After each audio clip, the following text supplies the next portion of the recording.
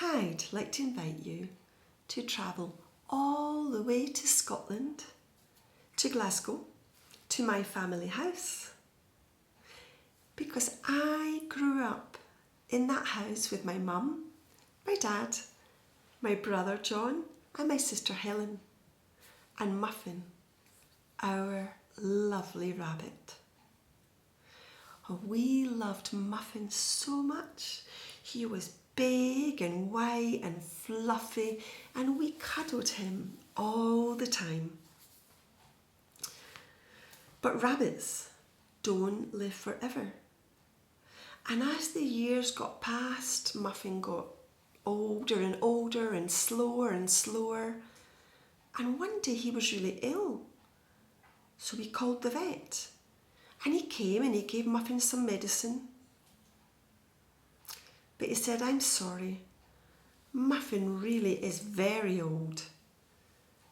Probably this weekend Muffin will die. Oh, we were so upset. But my brother John was devastated. He ran out the house into the fields crying. We let him go.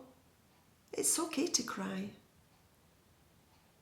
But about 20 minutes later, John came running back and he was really excited.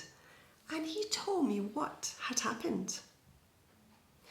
Now, he was walking in the fields when this tall, dark figure came towards him. And this man, this person was dressed all in black and he had a black hat on. John couldn't really see his face. And he said, excuse me, young man, can you tell me where 96 Loretto Street is? That was our house, our address. Well, who are you? I'm Death, and I'm in a hurry. Oh no, he's going for Muffin. Now, John was only 11, but he was very intelligent, and he started to think, and he had an idea. He said, very funny. Yeah, Death. Now, if you're really, really deaf, you could become so big you would fill the sky. And all of a sudden, the sky was black. And then it wasn't black. And John said, no. That happens all the time in Scotland. Now, if you are really, really deaf, you could become so small you would fit in this empty bottle that was lying there. And Death did indeed get very small. He got into the bottle and John closed the bottle with Death inside. And then he ran home and gave me, the big sister, the bottle. Now, I put it under the bed. And we went into the living room. And there was Muffin, our little rabbit, jumping around the living room like a little bunny. Oh, we had the most lovely weekend with Muffin. We let him have his dinner there. He slept there and we had to pick up all his little poos. But we just spent the weekend with him. And everything seemed perfect until Monday morning. My mum said, Jennifer, can you go to the butcher's and get some sausages? Now, I used to love sausages, so I ran down to the butcher's and said, like a pound of sausages, please. And the butcher said, no, not today. Okay, well, breast of chicken? No, not today. Oh, why not? Listen, I have been trying to kill the chickens all day and they won't die. Oh, strange. Well, just give me some steak. No, the cows won't die either. The chickens, the cows, the pigs, the animals won't die. Okay.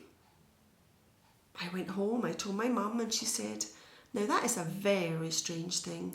Never mind, we can have some vegetable soup. So I went into the garden and tried to pull up some potatoes, but the potatoes wouldn't come out the ground and the carrots wouldn't come out the ground. So that night, we had no dinner. And the next night, no dinner. And the next night, no dinner. And not just us. Nobody had any food. Everybody was hungry and angry and agitated. And the world was full of like mosquitoes, midges, flies, wasps, rats. People were scratching, there were fleas, everything. The world was disgusting. And I don't know how, but my mum suspected something and she said, Jennifer, come here. I think you know what's happening, don't you? I don't know how she knew, but I confessed everything. But we can't go on like this. There are people that are suffering, that are in a lot of pain, and it's their time to go. There are animals that have to die, there are plants that have to die. We have to eat. Like in the great circle of life. People and animals need to die. I understood. John took Muffin in his arms and he sat on the sofa. And I took the bottle and I went into the garden. And I very slowly started to open that bottle and out came Death. He was here beside me. He was very, very big, very tall. But he wasn't angry with me. No. He said, let's see if I remember. Jennifer, death is not the enemy of life. Death and life are two sides of the same coin. And without death, there is no life. I understood. Death turned round to go into my house, and just before he entered, he turned and said, I'll see you someday.